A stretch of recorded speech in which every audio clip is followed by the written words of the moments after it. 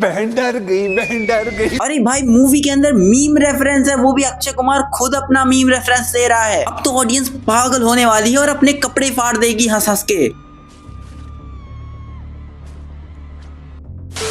यही thought process होता है उन चमन जो कि मूवीज के अंदर मीम्स के रेफरेंसेस डालते हैं। और सच कहूं तो थोड़ा बहुत चल भी जाता है, पर इन्होंने सीरियसली भाई इन्होंने इतना सारा मीम रेफरेंस डाल दिया है। बहन डर गई, लोटा फेंकने वाला सीन, फिर मंदिर का घंटा, भाई साहब इतना सारा मीम रेफरेंस होगी। तो कॉन्टेक्स्ट तो तुम्हें पता ही है कि हम यहाँ पे बात कर रहे हैं भूत बंगला मूवी के ट्रेलर के ऊपर, जो कि कल ही रिलीज हुआ था, पर मैं वीडियो नहीं बना पाया क्योंकि मेरे घर पे लाइट ही नहीं थी। बट सच कहूं ये ट्रेलर देखने के बाद मेरी बॉलीवुड से और भी ज्यादा एक्सपेक्टेशंस गिरती जा रही हैं। I mean, भाई 2026 जितना ज्यादा पीक था बॉलीवुड के लिए, उतना ही 2026 मिड बनता जा रहा है। पहले रामायण के टीजर ने मेरी एक्सपेक्टेशंस को बहुत ही लो कर दिया है, और अब ये ट्रेलर, भाई साहब मैंने क्या सोचा था और ये क्या निकला। पर चलो बिना ऑडियंस को ज्यादा रेज बेट किए हम ये समझते हैं कि आखिरकार प्रियदर्शन का स्टाइल, प्रियदर्शन की वो डायरेक्शन हमें इस मूवी में प्रॉपर तरीके में नहीं देखने को मिलेगी। क्यों मुझे इसका ट्रेलर देखने के बाद ऐसा लग रहा है कि इसका हाल भी हंगामा 2 जैसा ना हो जाए। और वो कौन से ऐसे फैक्टर्स हैं जो कि इस मूवी को सरप्राइजिंगली गुड बना सकती है। सच कहूंगा इसका ट्रेलर देख के मैं अभी से ही बोल रहा हूँ, या तो ये मूवी खूब पैसे कमाएगी या तो लिटरली पिट जाएगी, क्योंकि इसके अंदर मुझे कोई बीच का पॉसिबिलिटी बिल्कुल भी नहीं दिख रहा है। ऑलरेडी टीजर ने मुझे काफी ज्यादा डिसअपॉइंट किया था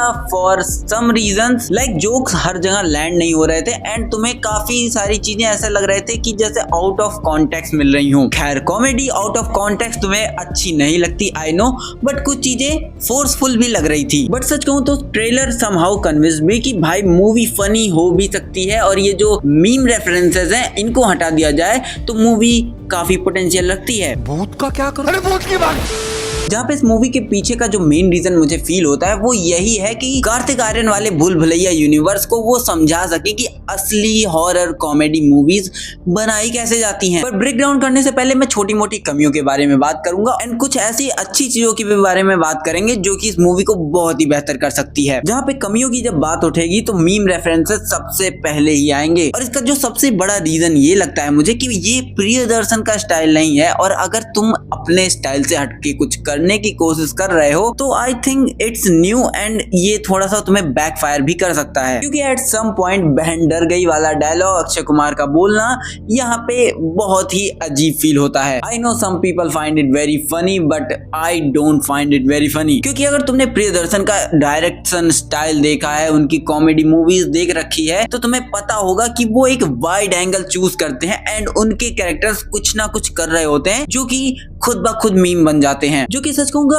आउट ऑफ कॉन्टेक्स्ट चीजें होती हैं एंड वो बहुत ही फोर्सफुल नहीं होती हैं। बट वहीं पे मीम रेफरेंसेस ऐसे फील होते हैं कि जैसे जबरदस्ती वहां पे थोपा गया हो। भागम भाग के अंदर यही सेम डायलॉग वैसा फील नहीं होता क्योंकि वो ऐसा बनाया ही गया था। इवन भागम भाग के अंदर एक सीन है जिसमें हाय रूपा नहालिया वाला सीन देखा है तुमने, वो भी एकदम ही आउट ऑफ कॉन्टेक्स्ट ऐसे रैंडम चीजें हैं एंड वो मीम बन जाती हैं। एंड आज तक की हिस्ट्री में मैंने देख रखा है कि जो भी मीम्स रिक्रिएट करने के पीछे जाता है वो एंड होता है बहुत ही बड़े फेलियर के साथ, क्योंकि मेरे हिसाब से memes are very random things and वो कुछ भी वायरल हो सकता है, कुछ भी मीम बन सकता है, और उसको रिक्रिएट करना यानी कि तुम अपने पैरों पे कुल्हाड़ी मार रहे हो। ये तो वही बात हो जाएगी कि जादू की जहां क्रिस 4 में क्रिस का गाना गाने वाले लड़के को ले लिया, दिल ना दिया, क्या वो फनी लगेगा? खैर वीएफएक्स एंड म्यूजिक भी मुझे दोनों ही ऐसे लगे कि थोड़ा सा कहीं कुछ ऐसा कमी सा फील हो रहा है, खास करके वो जो रात में वधूसुर वाले कुछ सीक्वेंसेस हैं जिनमें वो बैट सा आदमी दिख तो रहा है पर वो उसका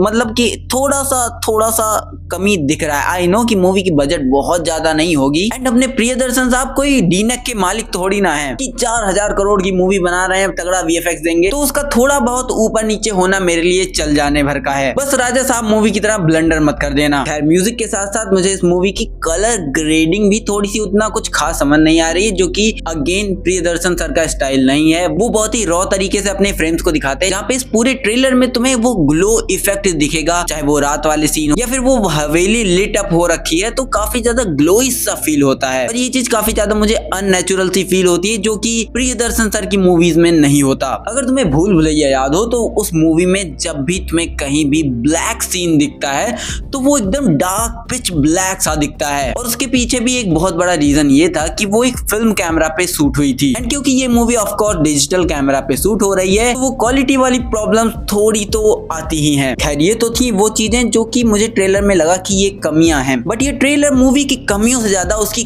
खूबियों को भी दिखाता है, जिसका सबसे बड़ा श्रेय तो जाएगा सबसे पहले अक्षय कुमार सर को, क्योंकि भाई बंदा कितनी भी खराब मूवी में क्यों ना हो अपने परफॉर्मेंस से लोगों को हंसा ही देता है। भले ही लोग उन्हें कितना ट्रोल करें कितना भी कुछ बोले, लेकिन उसने हाउसफुल 5 जैसी मूवी में लोगों को हंसाया है जो कि एक प्योर टैलेंट ही होता है। अगर तुम्हारी कॉमिक टाइमिंग अच्छी नहीं है तो तुम ऐसा नहीं कर सकते थिएटर के अंदर। इतनी खराब स्क्रिप्ट होने के बाद भी अगर तुम लोगों को हंसा पा रहे हो तो वो तुम्हारा नेचुरल परफॉर्मेंस है। अक्षय सर की डायलॉग डिलीवरी काफी ग्रेट दिखती है इसके अंदर, खास करके वो सुंदर वाला सीन एंड अक्षय कुमार के एक्सप्रेशन भी भाई साहब तुमको हंसाने पे मजबूर ही कर देते हैं। और खूबियों की बात हो रही है और प्रियदर्शन के कैमरा एंगल्स की बात ही ना हो, ऐसा कैसे हो सकता है जहाँ पे ट्रेलर का ओपनिंग शॉट ही ऐसा दिखता है जैसे वाइड एंगल पे शूट किया गया है एंड वो वाइड एंगल पे ही शूट किया गया है, जहाँ पे हमें वही हवेली देखने को मिलती है जो कि भूल भुलैया मूवी के अंदर देखने को मिली थी। जहाँ पे सच कहूँ तो ट्रेलर देखकर तुम्हें पता चल जाता है कि ये भूल भुलैया की ही कहानी है, बस इसके अंदर की एलिमेंट्स चेंज कर दिए गए एंड प्लॉट को थोड़ा सा बदल दिया गया है। जहाँ पे भूल भुलैया के अंदर एक राजा होता है जिसकी शादी होनी होती है एंड बहुत सारा क्योस हो जाता है, जहाँ पे मंजुलिका की स्टोरी होती है। वहीं पे इस मूवी के अंदर एक कपल दिखाया जाएगा जो कि अपनी डेस्टिनेशन वेडिंग प्लान कर रहे होंगे एंड वो इस महल में आके शादी करने की कोशिश करेंगे, पर वहाँ के महल के लोग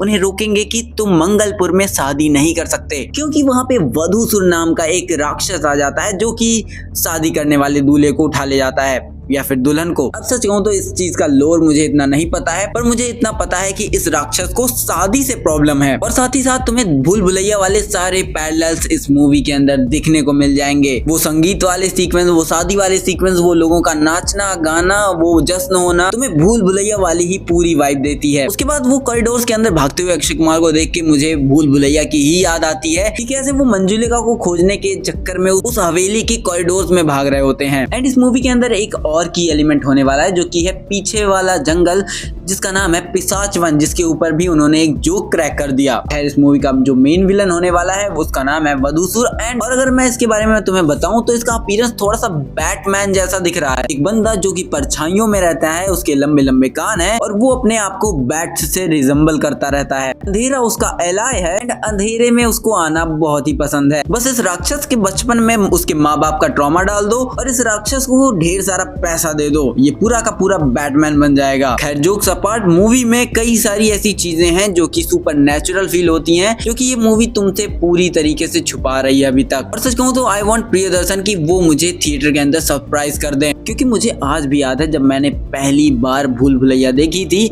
तो मुझे 3 दिन के लिए बुखार हो गया था। मतलब भाई साहब मंजुलिका वाला वो सीन लास्ट में, मैं 5 साल का बच्चा था तब। वो जिस तरीके से विद्या बालन ने परफॉर्मेंस दी, पागलपन दिखाया उसमें, भाई मैं डर रहा था, मैं मूतने नहीं जा पा रहा था अकेले। तो खैर अगर प्रियदर्शन साहब ये बना ही रहे हैं तो मैं चाहूंगा कि वैसा ही कुछ हॉरर एलिमेंट डालें कि भाई बच्चा देखे तो डर जाए, उस वधूसुर का इतना खौफ हो कि भाई बच्चा मूतने तक ना जा पाए। 4-5 दिन तक उन बच्चों को वो विलन हॉन्ट करे कि भाई अगर ये आ गया तो मेरा क्या होगा। And this is really I want from this movie. और सच कहूं तो बहुत ज्यादा इसे ब्रेक डाउन नहीं करना चाहता हूं ताकि तुम्हारा जो सरप्राइजिंग एलिमेंट है वो मूवी के लिए बचा रहे। खैर वीडियो अच्छी लगी हो या फिर मेरा इन्फॉर्मेशन देना कुछ अच्छा लगा हो तो लाइक करना मत भूलना, चैनल पे नए हो तो सब्सक्राइब करके ही जाना।